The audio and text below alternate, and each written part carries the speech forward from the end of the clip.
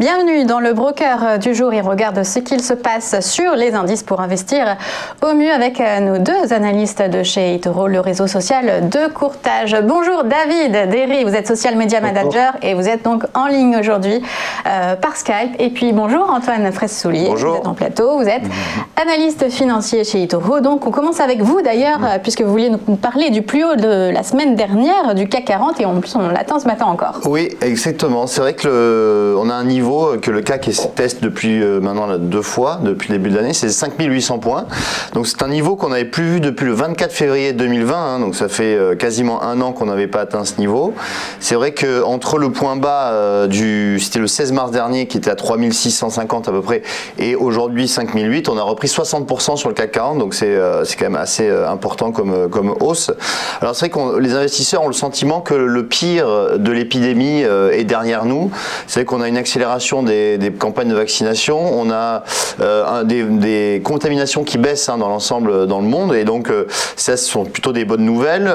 Les publications de résultats d'entreprise touchent à leur fin, et dans l'ensemble elles ont été moins pires que prévu, donc c'est également une bonne nouvelle.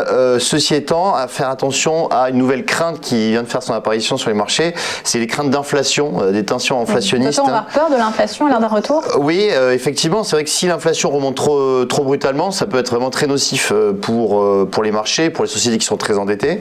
Et on a vu que le taux à 10 ans américain était passé à 1,33 la semaine dernière, ce qui était un plus haut depuis un an. Donc à surveiller, l'inflation c'est aussi quand même signe que la normalisation revient dans l'économie. Par conséquent, à surveiller, si ça ne monte pas de manière trop brutale, ça devrait aller. Toujours est-il que les investisseurs sont toujours à l'achat sur les marchés, parce que là le CAC donc dépasse les 5008, et donc ça ouvre la voie à un retour à 5009, qui est le prochain niveau de résistance. Et en valeur qu'on peut suivre, il y a Vivendi, parce que la semaine dernière, elle avait pris 15% à la faveur d'une prochaine introduction en bourse d'Universal Music. Exactement. C'est vrai qu'en termes de valeur qui a énormément bougé la semaine dernière, on a Vivendi qui a pris, comme vous l'avez dit, 15%. Au moment de l'annonce de scission, donc avec sa principale filiale Universal Music, le titre avait pris 20%.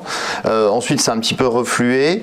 Alors, c'est vrai que cette scission arrive plutôt au bon moment. C'est vrai que c'est un peu l'art de Bolloré de mettre en bourse des sociétés qui vont bien, parce que Universal Music, il y a Tencent, le chinois, qui est rentré dans le capital d'abord à hauteur de 10% et puis à hauteur de 20%, avec une valorisation de Universal Music à 33 milliards d'euros. Donc c'est vraiment un niveau de valorisation très élevé. Donc c'est le bon moment, à mon sens, de mettre Universal Music en bourse.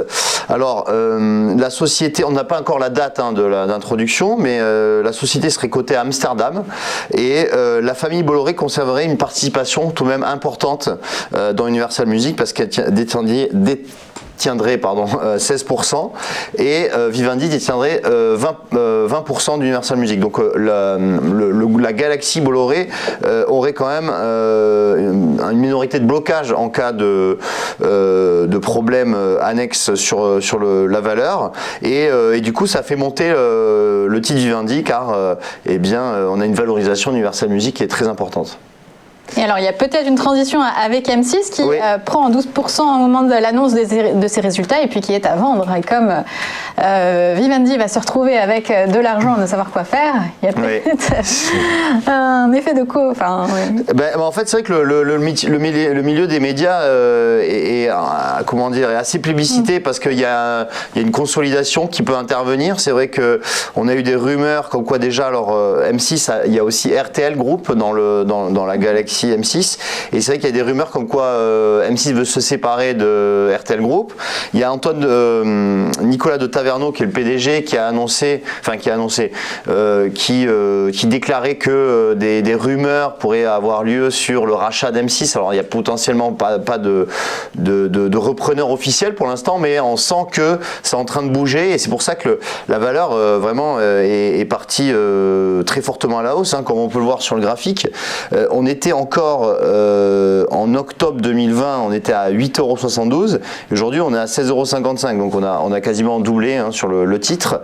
La semaine dernière, on a eu effectivement l'annonce des résultats d'M6 qui ont montré finalement une bonne tenue, même s'il y a des résultats en baisse, mais une bonne tenue du groupe. Par conséquent, les investisseurs vont sur cette valeur, même si à court terme, elle est un peu surachetée.